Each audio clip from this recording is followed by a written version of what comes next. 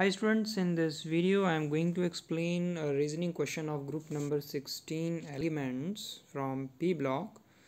So first of all let me tell you that group number 16 elements are also called as chalcogens, means ore forming elements. Because many metal ores occur as oxides and sulfides, so that's why the name chalcogen is given. So it has following members: oxygen, sulfur, selenium, tellurium and polonium. Oxygen and sulfur are non-metal, selenium, tellurium are metalloid, and the last one is radioactive in nature. So we see down the group metallic character increases. Oxygen is the most abundant element on the earth crust and it forms about 46.6% by mass of the earth crust. Oxygen exists in free form as dioxygen and dry air contains 21% oxygen by volume. And as far as sulfur is concerned, its abundance in the earth crust is only 0.03 to 0.1%. and it occurs in the combined form as sulfide ore and as sulfates. So sulfur occur as hydrogen sulfide in volcanoes, and eggs, protein, garlic, onion, mustard, hair, wool, etc. contains sulfur. Selenium, tellurium and polonium, it is found as trace element. It is present in very less amount in nature. Now electronic configuration, general electronic configuration of group 16 is ns2np4, and as far as an atomic radii is concerned, the atomic radii of group number 16 element is less than the group 15 elements due to greater nuclear charge. And when we go down, then atomic radii increases because increase in the number of shell results. Ionization energy, on moving down, ionization energy decreases due to increase in atomic radii. And if I compare the ionization energy of group number 16 with that of 15, then you will find that first ionization energy of group number 16 element is lower than the 15, because 15 elements या 15 group के elements जो हैं उनकी electronic configuration extra stable होती है because of extra stable half-filled p orbital configuration. Now electron gain enthalpy, oxygen की electron gain enthalpy को compare करते हैं सल्फर से, तो ऑक्सीजन की electron gain enthalpy less negative है बिकॉज ऑक्सीजन का साइज स्मॉल है. And however descending the group from sulphur onwards, the value again becomes less negative up to the polonium. अब हम पढ़ते हैं इलेक्ट्रोनेगेटिविटी पे. Electronegativity of group number 15 element is less and that of 16 is more, 17 is more. कहने का मतलब electronegativity left से right को इंक्रीज होती है, जबकि down the group electronegativity decrease होती है. फिजिकल प्रॉपर्टी, मेटलिक कैरेक्टर हमेशा की तरह डाउन द ग्रुप इंक्रीज होती है. मेल्टिंग पॉइंट और boiling point down the group increase होती है क्योंकि साइज बढ़ रहा है, इसलिए वेंडरवाल फोर्स ऑफ अट्रैक्शन बढ़ जाती है और इसीलिए इनका जो मेल्टिंग पॉइंट और बॉइलिंग पॉइंट है वो भी इंक्रीज हो जाता है. Now we come to oxidation states of group number 16. तो यहाँ पे -2 +2 +4 और +6 शो करते हैं, और अगर हम डाउन द ग्रुप जाएं तो -2 की ऑक्सीडेशन स्टेट की जो स्टेबिलिटी है वो डिक्रीज होती है. अब +4 और +6 का कंपैरिजन करें तो down the group +6 oxidation state की स्टेबिलिटी डिक्रीज होती है due to inert pair effect. हमने सीखा है कि इनर्ट पेयर इफेक्ट के अंडर हायर ऑक्सीडेशन स्टेट की स्टेबिलिटी डिक्रीज होने लगती है, जबकि +4 ऑक्सीडेशन स्टेट की स्टेबिलिटी इंक्रीज होने लगती है. ऑक्सीजन अपने ग्रुप का पहला मेंबर है, इसलिए इसकी एनामेलस प्रॉपर्टीज़ होती हैं, और इसका रीज़न है इसका small size, high electronegativity and absence of D orbital. अब हम आते हैं बाकी प्रॉपर्टीज़ पे. ग्रुप नंबर 16 के जो हाइड्राइड्स हैं उनका एसिडिक नेचर, इसको कंपेयर करते हैं. तो वाटर सबसे कम एसिडिक है, जबकि H2T हाइड्रोजन टेलुराइड सबसे ज़्यादा एसिडिक है, क्योंकि टेलुरियम का साइज़ बड़ा है, इसलिए बॉन्ड डिस्ट्रीब्यूशन एनर्जी हाइड्रोजन और टेलुरियम की वीक है, प्रोटॉन इजीली रिलीज़ कर सकते हैं, इसीलिए H2T ज़्यादा एसिडिक है। थर्मल स्टेबिलिटी की बात करते हैं, वाटर सबसे ज़्यादा थर्मली स्टेबल है, क्योंकि वाटर में ऑक्सीजन का साइज़ छोटा होने की वजह से OH बॉन्ड जो डिसोसिएशन एनर्जी है वो काफ़ी ज़्यादा है, इनके बॉन्ड जो है काफ़ी स्ट्रॉन्ग हैं, इसीलिए थर्मली स्टेबल है। रिड्यूसिंग करैक्टर की बात करते हैं तो H2PO और H2TE ये जो है इनका जो रिड्यूसिंग करैक्टर सबसे ज़्यादा है, क्योंकि इनका साइज़ बड़ा होने से बॉन्ड डिसोसिएशन एनर्जी वीक है और इसलिए ये हाइड्रोजन इजीली डोनेट कर सकते हैं, जो इसकी रिड्यूसिंग करैक्टर को बढ़ाता है।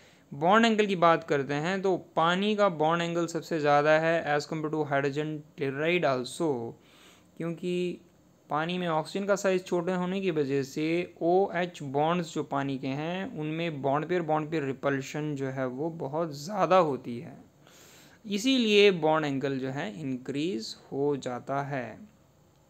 अब हम करते हैं बात रिएक्टिविटी टुवर्ड ऑक्सीजन की। ग्रुप नंबर 16 के एलिमेंट्स दो तरह के ऑक्साइड्स बनाते हैं, एक है EO2 और दूसरा है EO3।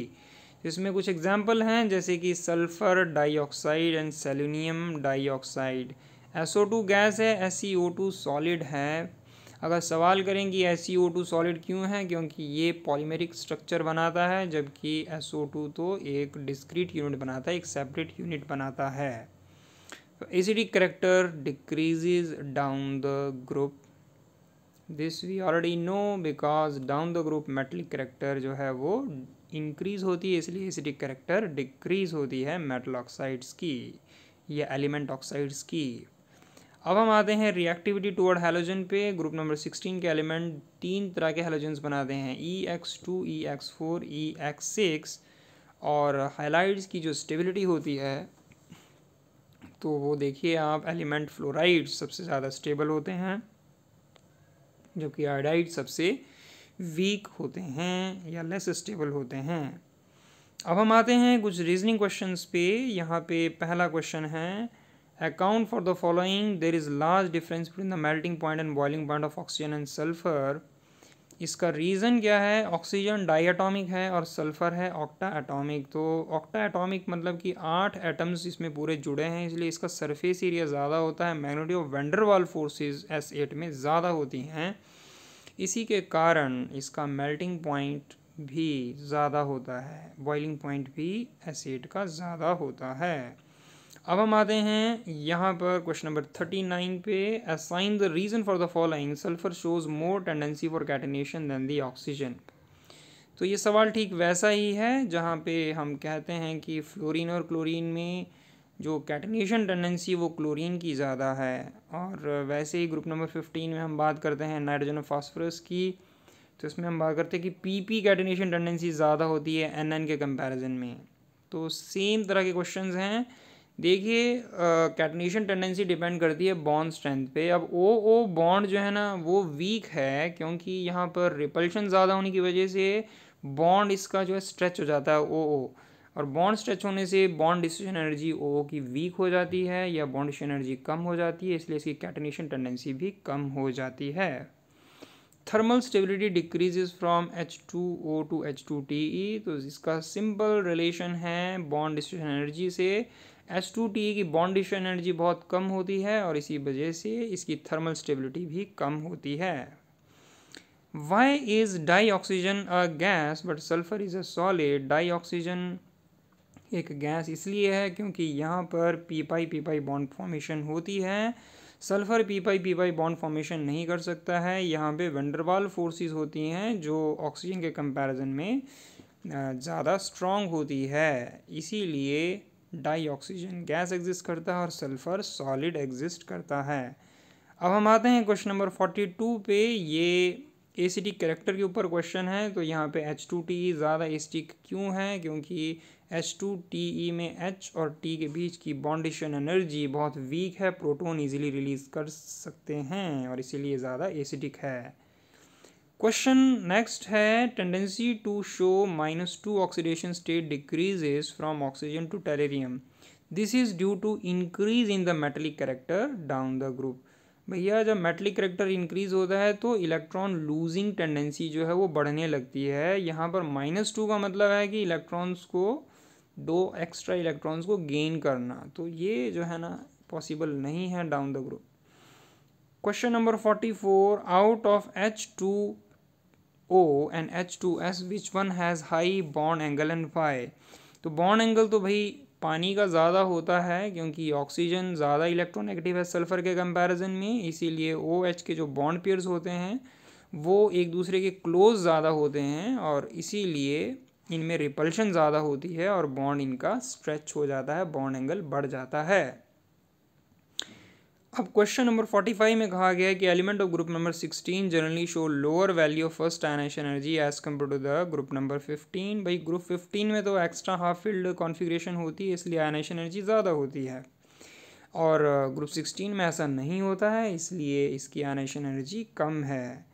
ये क्वेश्चन रिपीट हो रहा है, ये ज़्यादा एसिडिक, ये H2S लेस एसिडिक है, H2T मोर एसिडिक है, बॉन्ड डिस्ट्रीब्यूशन एनर्जी H2T की वीक होने की वजह से।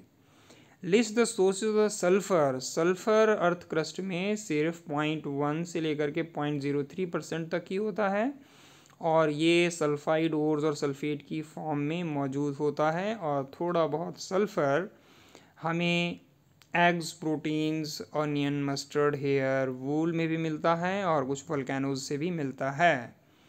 थर्मल स्टेबिलिटी का ऑर्डर लिखना है, वाटर थर्मली ज़्यादा स्टेबल है क्योंकि इसकी बॉन्ड डिस्ट्रीब्यूशन एनर्जी हाई होती है। H2O लिक्विड है जबकि H2S गैस है, ऐसा क्यों? देखिए इस H2O में ऑक्सीजन का साइज़ छोटा है और इसकी इलेक्ट्रोनेगेटिविटी ज़्यादा है और इसीलिए यहाँ पे एक्सटेंसिव हाइड्रोजन बॉन्डिंग होती है पानी में जो इसे लिक्विड बनाता है, जबकि H2S में एक मॉलिक्यूल दूसरे H2S के साथ वेंडरवाल फोर्स से जुड़ा रहता है जो काफ़ी वीक होती है और इसीलिए ये गैस एग्जिस्ट करता है।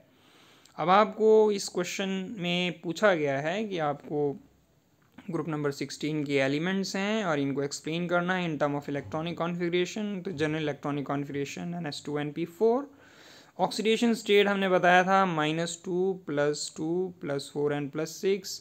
हाइड्राइड फॉर्मेशन टेंडेंसी, तो ग्रुप नंबर 16 के element H2E type of hydride बनाते हैं, ये चीज़ हम डिस्कस कर चुके हैं। और यहाँ पे क्वेश्चन है कि among the hydride of group number 16 right which has the maximum bond angle. तो पानी का बॉन्ड एंगल सबसे ज़्यादा होता है और थर्मली सबसे ज़्यादा स्टेबल कौन है? पानी is the thermally most stable क्योंकि इसकी बॉन्ड डिस्ट्रीब्यूशन एनर्जी हाईएस्ट होती है।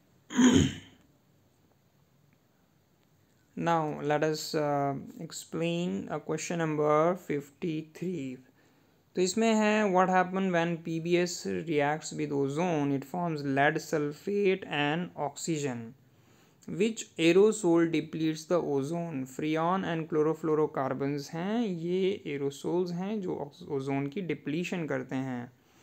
ओजोन थर्मोडाइनमिकली अनस्टेबल क्यों है? क्योंकि ये ऑक्सीजन में डिकम्पोज हो जाता है and it result in the liberation of heat energy and increase in the entropy also results, that is why it is thermodynamically unstable. इनमें से कौन सा मेटल है जो ऑक्सीजन के साथ डायरेक्टली रिएक्ट नहीं करता? तो आंसर है प्लेटिनम, क्योंकि प्लेटिनम नोबल मेटल होता है, बाकी सभी मेटल्स ऑक्सीजन के साथ रिएक्ट करते हैं।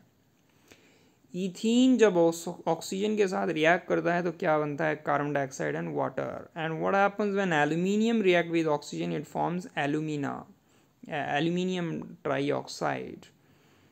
आगे क्वेश्चन है, यहाँ पर हम देखते हैं कि सुपरसोनिक जेट एरोप्लेन्स कैसे ओजोन की डिप्लीशन के लिए रिस्पॉन्सिबल हैं। ये जो सुपरसोनिक जेट हैं ये NO nitric oxide gas release करते हैं जो ओजोन को NO2 और ऑक्सीजन में कन्वर्ट कर देते हैं, इस तरीके से ओजोन की डिप्लीशन कराते हैं। Ozone powerful strong oxidising agent क्यों है? क्योंकि ozone is very very unstable compound and it decomposes readily into oxygen and nascent oxygen. This nascent oxygen it act as a, it combine with the colored matter and change it into colorless, and this nascent oxygen is only responsible which make ozone as powerful oxidizing agent. Ozone की quantitative estimation कैसे की जाती है? हमें करना क्या होता है कि पोटाशियम आयोडाइड का सॉल्यूशन लेना होता है और उसको ओज़ोन के साथ टाइट्रेशन करना होता है इन the presence of borate buffer.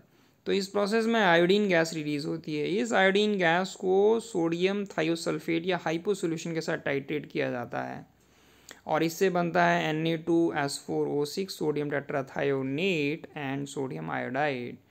तो हाइपो विद आयोडीन की टाइट्रेशन से हमें पता लगता है कि कितना आयोडीन मौजूद था और आयोडीन की क्वांटिटी से हमें पता लगता है कि कितना ओजोन मौजूद था। इस तरीके से ओजोन की क्वांटिटेटिव एस्टिमेशन की जाती है। सल्फर के एलोट्रॉपिक फॉर्म्स पे चर्चा करते हैं। एलोट्रॉप्स का मतलब सल्फर के वो फॉर्म्स जिनकी केमिकल प्रॉपर्टी तो सेम है लेकिन उनकी फिजिकल प्रॉपर्टी में वेरिएशन है। तो सल्फ़र के दो इंपॉर्टेंट एलोट्रॉपिक फॉर्म्स हैं, alpha sulphur and beta sulphur. Alpha sulphur को रोम्बिक सल्फ़र भी कहते हैं, बीटा को मोनोक्लिनिक सल्फ़र भी कहते हैं। तो रोम्बिक सल्फ़र 369 के बिलो स्टेबल होता है और जब टेम्परेचर 369 के अबव किया जाता है तो ये मोनोक्लिनिक सल्फ़र में कन्वर्ट हो जाता है। तो कहने का मतलब 369 एक ऐसा टेम्परेचर है जिसे हम ट्रांजिशन टेम्परेचर कह सकते हैं, जिसमें दोनों rhombic and monoclinic sulphurs exist कर सकती हैं और वो कन्वर्ट हो सकती हैं। At elevated temperature of 1000 Kelvin S2 is dominant species and is paramagnetic like O2। आपको क्वेश्चन पूछा जाता है कि which form of sulphur is paramagnetic, तो आपने ये लिखना है S2। सल्फ़र डाइऑक्साइड के ऊपर क्वेश्चन है कि जब sulphur dioxide is burned in the presence of oxygen तो SO2 गैस बनती है। आगे है, आपको पूछा जाएगा how SO2 is formed under lab condition. तो आपको सल्फाइट जो आइन है उसको सल्फ्यूरिक एसिड के साथ ट्रीट करना है, डाइल्यूट सल्फ्यूरिक एसिड के साथ, तो आपको SO2 गैस मिल जाएगी। इंडस्ट्रियल मेथड का यहाँ बताई गई है, when we treat FeS2 with oxygen then it give rise to Fe2O3 and SO2। Sulphur dioxide जो एक कलरलेस गैस है लेकिन स्मेल पंजेंट होती है, पानी में बहुत ज़्यादा सॉल्युबल है और एसिडिक इन नेचर होती है। It is clear when we dissolve it in water it give rise to H2SO3। जब हम इसे सोडियम हाइड्रोक्साइड सॉल्यूशन से पास करते हैं तो ये सोडियम सल्फाइट बनाता है और in excess it react with the more sulphur dioxide to form the sulphur sodium hydrogen sulphide. तो ये SO2 को जब हम एक्सेस में यूज़ करते हैं तो ये आगे NaHSO3 भी बना सकता है। आगे है, what happens when SO2 react with the chlorine it forms thionyl, it forms sulphuryl chloride. Thionyl chloride है SOCl2 और सल्फ्यूराइल क्लोराइड का फॉर्मूला है SO2Cl2, तो आप कन्फ्यूजन ना करें। आगे है, what happens when SO2 is oxidised in the presence of vanadium pentaoxide it forms SO3 sulphur trioxide. अब यहाँ पे क्वेश्चन एक आता है कि SO2 act as a good reducing agent, आप इसको एक्सप्लेन करें या कोई एग्जांपल दीजिए इसको जस्टिफाई करने के लिए। तो यहाँ पे आप देख रहे हैं ये SO2 गैस है जो Fe3 फेरिक आइन के एक्वस सॉल्यूशन को Fe2 में कन्वर्ट कर रही है। Fe3 Fe2 में जा रहा है, मतलब कि क्या हो रही है, गेन ऑफ इलेक्ट्रॉन, रिडक्शन हो रही है। तो ये रिडक्शन किसने की है, SO2 ने की है। यहाँ से पता लगता है कि SO2 act as a good reducing agent जो फेरिक आइन को फेरस आइन में रिड्यूस कर देता है और खुद SO2 से SO4 नेगेटिव में ऑक्सीडाइज हो जाता है।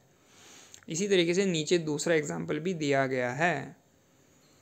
अब हम आते हैं ऑक्सो एसिड ऑफ सल्फर पे। तो सल्फर के ऑक्सो एसिड्स में पहला नंबर लगता है सल्फ्यूरस एसिड, सल्फ्यूरिक एसिड, पर oxo disulphuric acid and pyrosulphuric acid, जिसे ओलियम भी कहा जाता है। तो आपको इसमें ध्यान देना है कि एवरी टाइम आपको सल्फ़र के 6 पूरे करने हैं, जो valency 6, except the sulphurous acid. Sulphurous acid में आपको एक लोन पेयर लगा देना है, 1 2 3 4 5 6। इसके बाद आप बाकी बॉन्डिंग पूरी कर सकते हैं। जबकि H2SO4 में आपने डायरेक्टली 1 2 3 4 5 6 ये बॉन्डिंग बनाने के बाद अब आपने पूरे करने हैं इसके ऑक्सीजन और हाइड्रोजन H2SO4। और वैसे ही यहाँ पे परऑक्सो डाइसल्फ्यूरिक एसिड है तो परऑक्सो में O सिंगल बॉन्ड मौजूद रहता है और इसीलिए H2S2O8 परऑक्सो डाइसल्फ्यूरिक एसिड का स्ट्रक्चर आप बना सकते हैं। You simply have to put 2 sulphurs, बीच में 2 ऑक्सीजन्स और अब सल्फर के आपको पूरे करने हैं 6 दोनों तरफ से। इसके बाद आप इसमें ऑक्सीजन और सल्फर फिक्स कर सकते हैं, जबकि पायरोसल्फ्यूरिक एसिड में 2 सल्फर्स के बीच में सिर्फ एक ही ऑक्सीजन रहेगा और उसके बाद आप ऑक्सीजन और हाइड्रोजन इसमें फिक्स कर सकते हैं। सल्फ्यूरिक एसिड को बनाने के लिए जो तरीका है that is called contact process. First step में sulphur in oxidation sulphur dioxide, second step में sulphur dioxide on oxidation give rise to sulphur trioxide, third step में sulphur trioxide with sulphuric acid give rise to oleum. अब जिस oleum को dilute करके आप desired concentration का sulphuric acid बना सकते हैं। सल्फ्यूरिक एसिड डेंस कलर का एक ऑयली लिक्विड होता है, पानी में डिज़ोल्व होता है तो बहुत ज़्यादा हीट एनर्जी रिलीज़ होती है और इसकी वोलेटिलिटी काफ़ी कम होती है, मतलब कि ये इवेपोरेट इजीली नहीं होता है। स्ट्रॉन्ग एसिडिक कैरेक्टर होता है क्योंकि पानी में हाइड्रोनियम आयन दे रहा है। देखिए ये रिएक्शन काफ़ी इंपॉर्टेंट है। Sulphuric acid with water give rise to hydronium ion and HSO4 negative. This is Ka1 distribution constant for first step, it is very large. जब HSO4 फिर पानी से रिएक्ट करता है फिर hydronium ion and SO42 negative बनता है और यहाँ पे this is the second distribution constant, ये काफ़ी कम है। तो क्वेश्चन पूछा जाता है कि why Ka1 is very very high as compare to Ka2। तो आपने जवाब देना है कि HSO4 is comparatively more stable than SO42 negative ion, इसीलिए Ka1 बहुत ज़्यादा होती है। अभी concentrated sulphuric acid strong dehydrating agent होता है। अगर इसको शुगर के ऊपर आप इसको डाल देते हैं तो ये बिल्कुल कार्बन ब्लैक देता है और इसमें पानी के मॉइस्चर भी बाहर निकलते हैं। सल्फ्यूरिक एसिड एक स्ट्रॉन्ग ऑक्सीडाइजिंग एजेंट एक्ट करता है, जो मेटल हो चाहे नॉन मेटल हो सभी को ऑक्सीडाइज कर देता है। देखिए कॉपर को कॉपर सल्फेट में ऑक्सीडाइज कर दिया, सल्फर को SO2 में और कार्बन को CO2 में। हाँ, साथ में आपका SO2 और water as a side product ज़रूर निकलता है। तो ये ऑक्सो एसिड, इसका स्ट्रक्चर हम आपको एक्सप्लेन कर चुके हैं। सल्फ़र को सल्फ्यूरिक एसिड में रिएक्ट करने पर ये SO2 और वाटर रिलीज़ करता है। H2SO3 का स्ट्रक्चर भी हम एक्सप्लेन कर चुके हैं। इसमें एक लोन पेयर सेट करने के बाद आपने इसके 6 पूरे करने हैं सल्फ़र के। आगे स्ट्रक्चर बेस्ड क्वेश्चन है और क्वेश्चन नंबर 66 में हम देखते हैं in the preparation of H2SO4 by contact process why SO2 not absorbed directly in water to form H2SO4.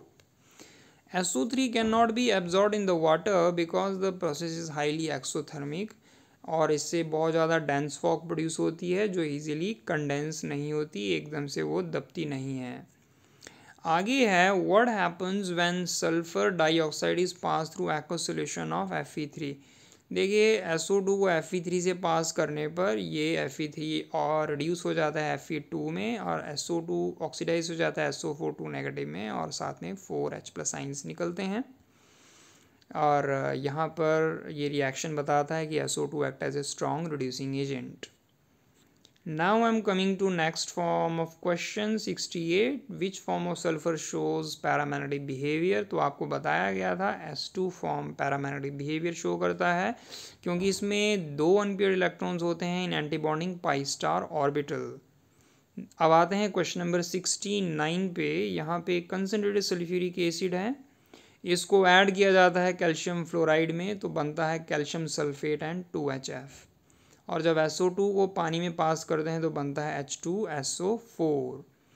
ये क्वेश्चन काफ़ी इंपॉर्टेंट है कि SF6 इनर्ट है टुवर्ड हाइड्रोलाइसिस बिकॉज सल्फ़र ने जो 6 फ्लोरीन ने इस सल्फ़र को स्टीरिकली इन स्पेस सब जगह से प्रोटेक्ट करके रखा हुआ है, ये पानी के मॉलिक्यूल को आने नहीं देता और इसीलिए यहाँ पर ये SF6 जो है इनर्ट बन जाता है। और एक और चीज़ है कि फ्लोरीन इसमें जो है d ऑर्बिटल्स नहीं होते हैं, इसीलिए ये पानी के द्वारा जो लोन पेयर डोनेट किए गए हैं उसको एक्सेप्ट करने के लिए भी सल्फ़र के पास या फ्लोरीन के पास जो जगह नहीं होती है।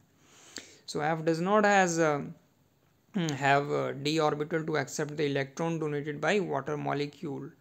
ये क्वेश्चन मैं आपको एक्सप्लेन कर ही रहा था। क्वेश्चन नंबर 71 Ka1 जो है बहुत ज़्यादा है Ka2 के कंपैरिजन में, क्योंकि HSO4 नेगेटिव जो पहले स्टेप में बनता है, ठीक है, ये मैंने आपको बताया था, तो ये आपका काफ़ी ज़्यादा स्टेबल होता है, ओके, SO4 2 नेगेटिव के कंपैरिजन में। तो ये इसकी मेन वजह है। आगे आते हैं हम क्वेश्चन नंबर 72 में। Moist SO2 act as a good reducing agent. तो मॉइस्ट SO2 पानी में डिज़ोल्व होकर के H2SO3 या सल्फ्यूरिक एसिड बनाता है। ये सल्फ्यूरिक एसिड आगे प्रोटॉन रिलीज़ करने के बाद सल्फाइड आयन बनाता है। ये सल्फाइड आयन जो है ना, it can be easily oxidise to SO4 2 negative. So that is why the moist SO2 act as a strong reducing agent। So reducing agent क्या है, जो खुद reducing agent क्या होता है, जो दूसरे को रिड्यूस कर दे और खुद जो है वो ऑक्सीडाइज हो जाए। तो यही चीज़ यहाँ पे इस रिएक्शन में आप देख सकते हैं। आगे है how is the presence of SO2 detected. SO2 का जो स्मेल है वो पंजेंट होता है, इसी से पता लग जाता है कि आपके SO2 रिलीज हुआ है। And it's presence can be detected by using the acidic KMnO4। देखिए KMnO4 का जो कलर होता है ना वो पर्पल होता है। जब हम इसमें SO2 और वाटर के सॉल्यूशन में जब इसे डिज़ोल्व करते हैं तो आपके पास यहाँ पर Mn2+ बनता है जो कि कलरलेस होता है। इस तरीके से हमें पता लग जाता है कि given gas is SO2। Mention 3 areas in which sulphuric acid plays its importance. देखिए फर्टिलाइज़र इंडस्ट्री में अमोनियम सल्फेट वगैरह हैं, ये बनाने में सल्फ्यूरिक एसिड का यूज़ होता है। बहुत सारे पेंट, पिगमेंट और डिटर्जेंट बनाने में इसका यूज़ होता है। कार बैटरीज़ में इसका यूज़ होता है। सल्फ्यूरिक एसिड की प्रोडक्शन को बढ़ाने के लिए कॉन्टैक्ट प्रोसेस में हमें क्या कंडीशंस रखनी पड़ती हैं, low temperature high pressure catalyst. और इसमें जो ऑप्टिमम प्रेशर और टेम्परेचर है 2 बार से 720 केल्विन टेम्परेचर रहता है, और कैटलिस्ट रहता है वैनेडियम पेंटॉक्साइड। आगे आते हैं how is SO2 air pollutant. देखिए रेस्पिरेटरी प्रॉब्लम करता है ये, अस्थमा, ब्रोंकाइटिस, एम्फाइसीमा। इससे आँखों में इरिटेशन होती है, रेडनेस वगैरह भी होती है। क्लोरोफिल का कलर जो है वो लूज़ हो जाता है, जिसको हम क्लोरोसिस कहते हैं। इससे एसिड रेन भी होता है। तो SO2 तो एक पॉल्यूटेंट है ही। क्वेश्चन नंबर 77 में पूछा गया है कि आपको comment on the nature of the 2 SO bonds. क्या ये इक्वल होते हैं। देखिए भाई SO2 का रेजोनेटिंग स्ट्रक्चर बताया गया है, तो रेजोनेंस हाइब्रिड में हमेशा S और O का जो बॉन्ड है ना वो इक्वल आ जाता है। अब हम आते हैं क्वेश्चन नंबर 78 में। Describe the manufacture of H2SO4 by contact process. तो ये कॉन्टैक्ट प्रोसेस में हमने बताया फर्स्ट स्टेप में SO2, सेकेंड स्टेप में SO3, थर्ड स्टेप में ओलियम। ओलियम की डाइल्यूशन करने पर फिर हमें सल्फ्यूरिक एसिड मिल जाता है। Question number 79 seems to be quite interesting and let us see. An amorphous solid A burns in air to form a gas B which turns lime water milky। तो amorphous solid A burns in air to form a gas B which turns lime water milky। The gas is also produced as byproduct during the roasting of sulfide ore। तो भाई ऐसा है, जो roasting of sulphide ओर में तो SO2 gas बनती है। कहने का मतलब B हो गया आपका SO2 गैस, ओके। अब SO2 बनेगी कैसे, सल्फ़र की बर्निंग से SO2 गैस बनती है, इसलिए आपका A जो है सल्फ़र होना चाहिए। आगे लिखा है दिस डीकलराइजेज एसिडिफाइड KMnO4 सोल्यूशन। हमें पता है कि SO2 KMnO4 के सोल्यूशन को डीकलराइज कर देती है। कि MnO4 का पर्पल कलर होता है और वो Mn2 में जब बदलता है तो उसका कलर कलरलेस हो जाता है। And reduces Fe3 to Fe2, ये रिएक्शन हमने अभी की थी, reducing action of SO2। Identify solid A, gas B and right the reaction involved. तो इस तरीके से आप देख सकते हैं, this is acid oxygen SO2 बन रहा है, और जब हम SO2 को लाइम वाटर से पास करते हैं तो उसका कलर मिल्की हो जाता है due to calcium sulphide formation. So with this your exercises and reasoning questions of group number 17 is over. So till I launch your next video on group number 17, I want you all to watch this video. Stay fit, stay fine. Thank you. Bye bye.